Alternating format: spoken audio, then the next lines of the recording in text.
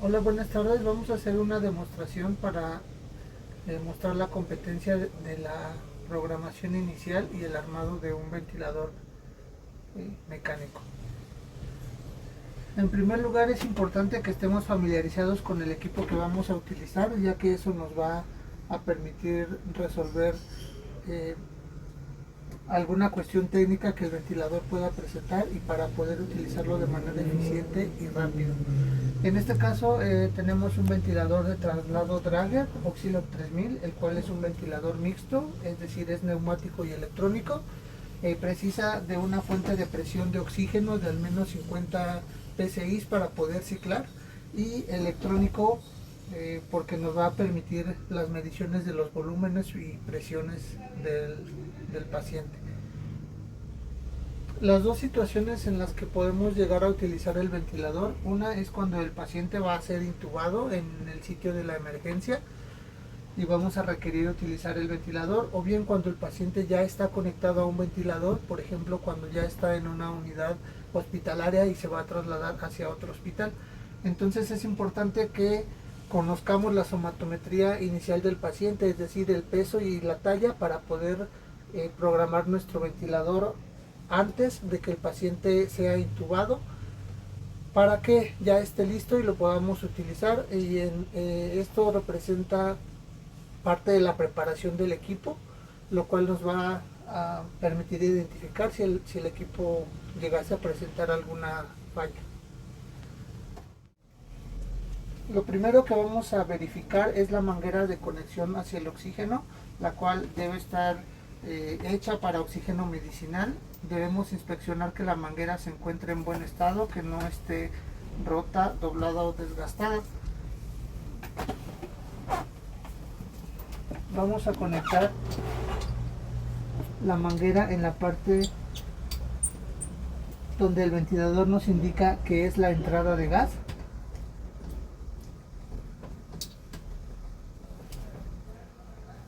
No necesitamos herramientas, ya que con la fuerza de la mano es suficiente. El otro extremo lo vamos a colocar a la fuente de oxígeno.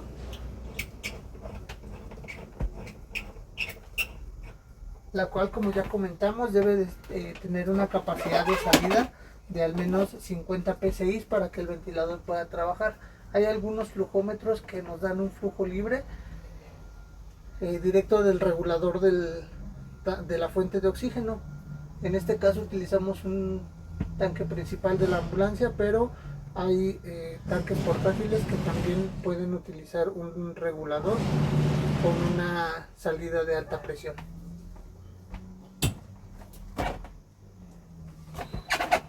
Una vez colocado, podemos seguir con el armado de nuestro circuito, los cuales son específicos muchas veces para cada uno de los equipos. Aunque hay algunos circuitos que son universales, muchos equipos requieren o precisan de circuitos específicos. En este caso es un circuito coaxial, es decir, solamente se compone de una sola manguera. Tiene una conexión para el sensor de flujo y la válvula de exhalación se encuentra en la parte distal.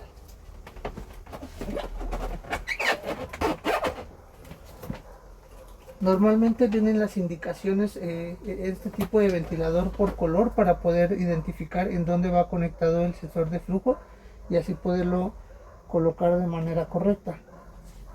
Lo vamos a colocar, y la parte que va hacia el paciente, donde dice la salida de gas.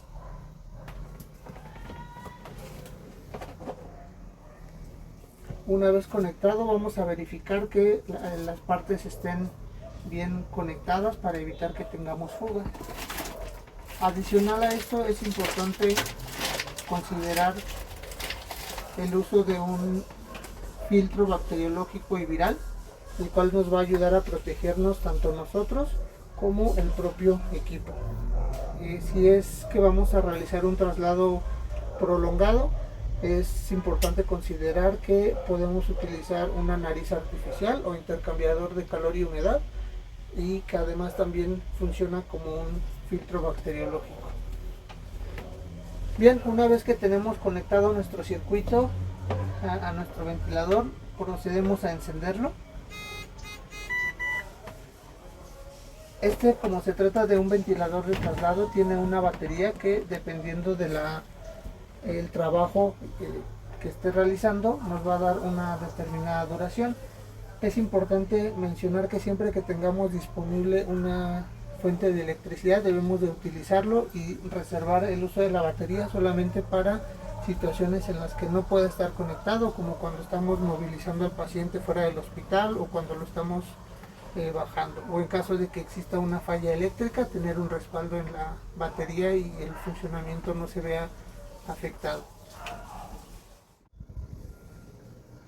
Cada ventilador es diferente, por eso es importante, como lo comenté al principio, estar familiarizados con el equipo. Este ventilador, cuando se enciende, hace un autotest, el cual nos va a indicar si pasa la prueba o no. No es necesario que hagamos más pruebas. Hay algunos ventiladores que nos piden calibrar el sensor de flujo, por ejemplo, o calibrar la celda de oxígeno. Entonces, dependiendo del equipo, pues vamos a hacer el procedimiento que nos pida, o la configuración inicial, la configuración previa.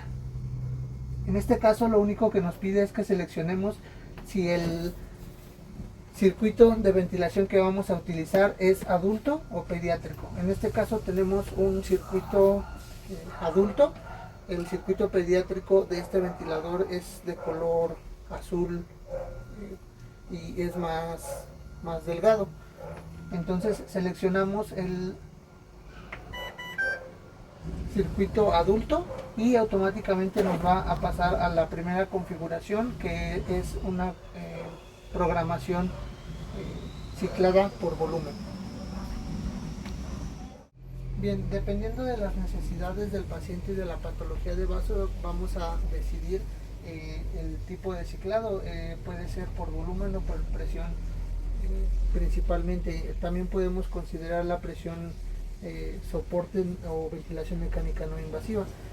En este caso, la programación inicial que vamos a utilizar será controlada por volumen. Por ejemplo, vamos a utilizar el peso ideal del paciente para programar el volumen tidal del ventilador. Por ejemplo, si nuestro paciente pesa 80 kilogramos de peso ideal, podemos tomar como referencia de 6 a 8 o incluso hasta 10 mililitros por kilo de peso. Si el paciente pesa 80 kilos y iniciamos con un valor, el límite inferior, que son 6 mililitros, nos da un resultado de 480 mililitros de volumen tidal. Entonces la programación inicial es que vamos a poner 480 mililitros de volumen tidal. La frecuencia respiratoria, si es un paciente que no tiene una patología de base, podemos iniciar con de 12 hasta 20 ventilaciones por minuto.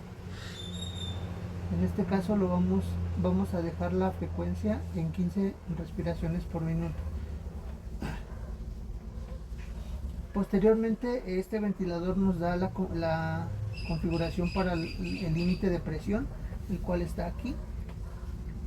Si podemos guiarnos con base a los parámetros de protección pulmonar, podemos establecer nuestro límite de presión en un máximo de 35 centímetros de agua. Posteriormente vamos a configurar la fracción inspirada de oxígeno, o la FiO2, que este ventilador nos permite una configuración desde el 40 hasta el 100% de oxígeno. En este caso lo vamos a dejar en 40%. Posteriormente a eso vamos a programar la sensibilidad o el disparo, el cual nos va a permitir que el ventilador identifique cuando el paciente está haciendo una inspiración o está teniendo esfuerzo respiratorio autónomo. Lo podemos dejar en 3 litros por minuto. La presión positiva al final de la expiración, o la PEP, la podemos manejar desde 5 o hasta 8 si es que nuestro paciente tiene un índice de masa corporal mayor a 30. En este caso lo podemos dejar en 5. También podemos configurar la relación entre la inspiración y la expiración. Este valor por lo regular nos permite controlar el flujo y con eso el tiempo inspiratorio. Con la frecuencia que programamos de 15 ventilaciones por minuto y una relación IE de 1 a 2, nos da en automático un tiempo inspiratorio de 1.3. Si sabemos que el tiempo inspiratorio normal de una persona es de 1 segundo, lo podemos ajustar. Repito, esto lo vamos a manejar en relación a las necesidades del paciente. Una vez que tenemos nuestra programación inicial, podemos iniciar el ciclado. Este ventilador inicia a ciclar desde el momento que se enciende y se selecciona el tipo de circuito. Una vez que terminamos de armar y programar inicialmente nuestro ventilador, podemos utilizar una bolsa de prueba o pulmón artificial, como se le conoce, para mantener el ventilador funcionando hasta el momento en el que el paciente va a ser conectado, ya sea para que sea transferido o una vez que el paciente es intubado.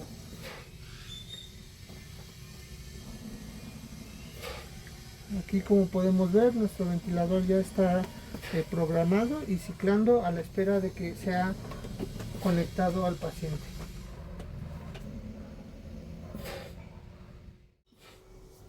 Vamos a hacer una demostración de la competencia para la intubación endotraqueal de un paciente. Es importante, una vez que se determina que el paciente va a ser intubado, que sigamos las recomendaciones de la secuencia de intubación rápida. Esta nos indica que como primer paso debemos de preparar el equipo y todo lo necesario. Es importante mencionar que el paciente debe estar monitorizado con un monitor multiparamétrico para revisar constantemente sus signos vitales. Como parte de la preparación también es la preparación y configuración inicial de nuestro ventilador, ya con los parámetros ajustados para inicialmente para el paciente que vamos a intubar.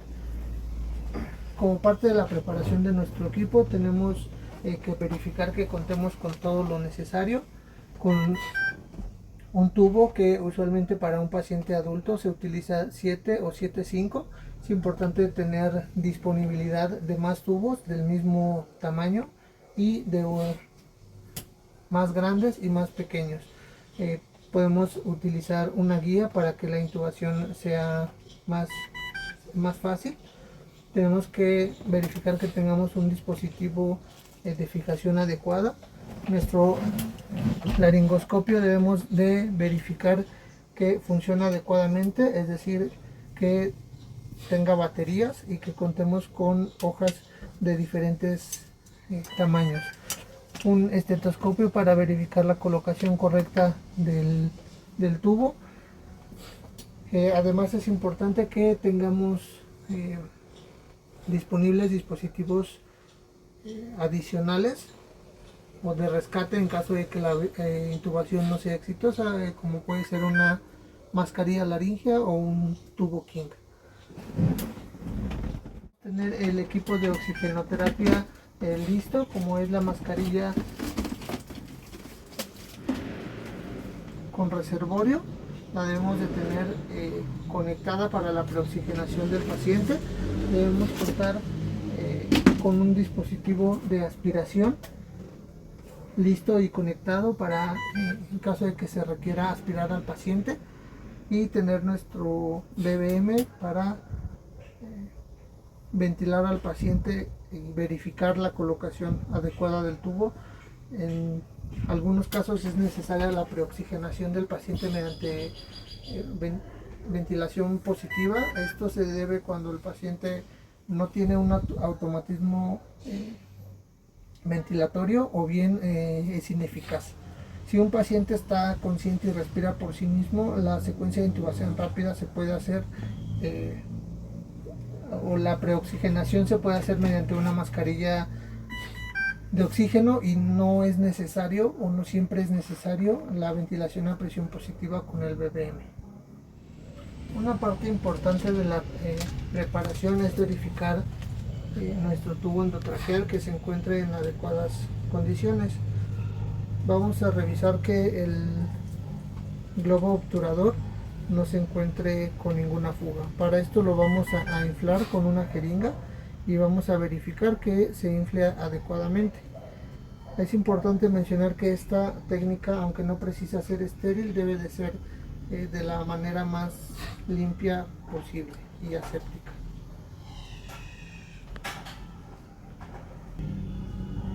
Una vez que colocamos nuestra guía y que hemos verificado que el globo obturador se encuentre en buen estado, vamos a lubricar el mismo para que la inserción sea más sencilla y evitar algún traumatismo en la vía aérea del paciente por fricción.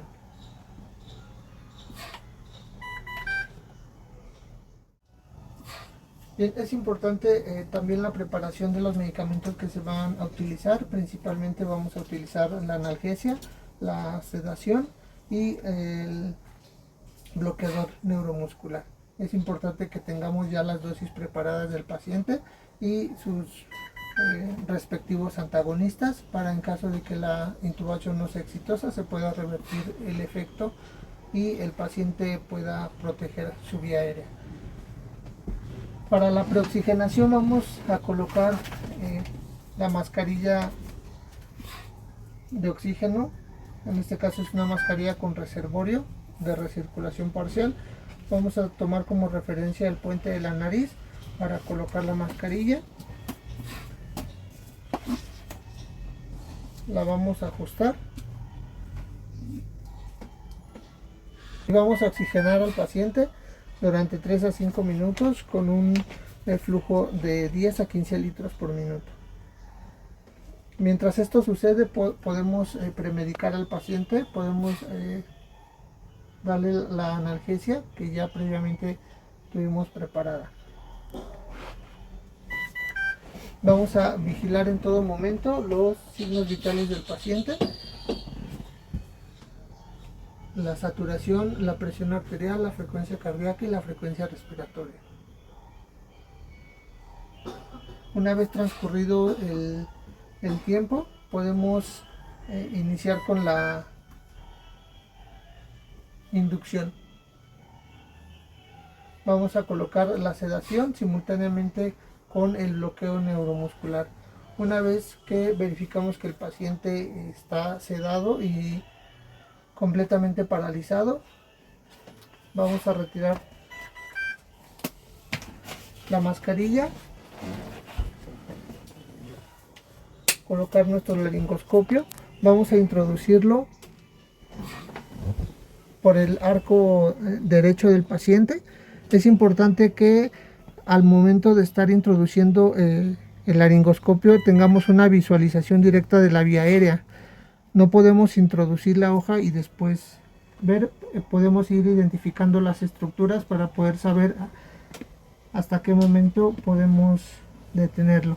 Vamos a realizar un movimiento firme hacia enfrente y hacia arriba del mango del laringoscopio para evitar hacer presión sobre los dientes.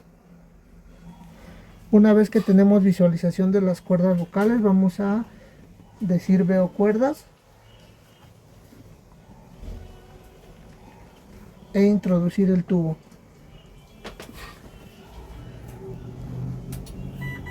Vamos a retirar el laringoscopio y es importante mencionar que no debemos soltar el tubo mientras no esté asegurado.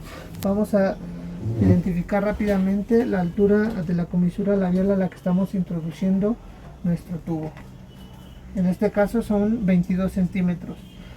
Retiramos nuestra guía.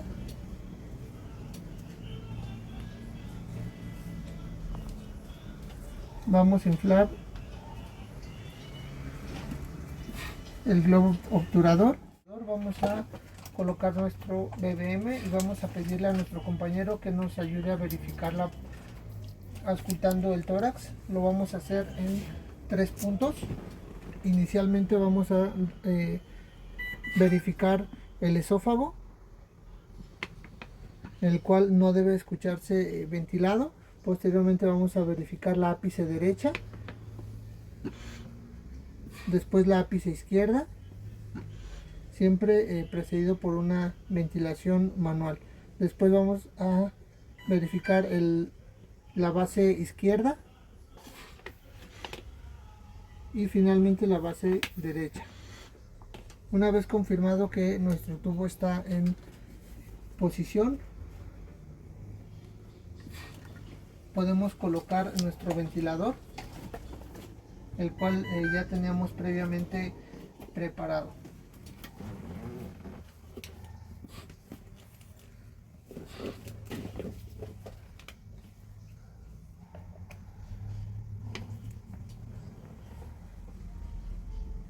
Una vez realizado esto, vamos a proceder con la fijación del tubo. Una vez que hemos fijado nuestro tubo endotraqueal, verificamos que el monitor nos esté arrojando los parámetros adecuados, que no tengamos alarmas de fuga, volumen o presiones bajos o altos para el paciente. Es importante hacer una monitorización continua de los signos vitales y actuar en consecuencia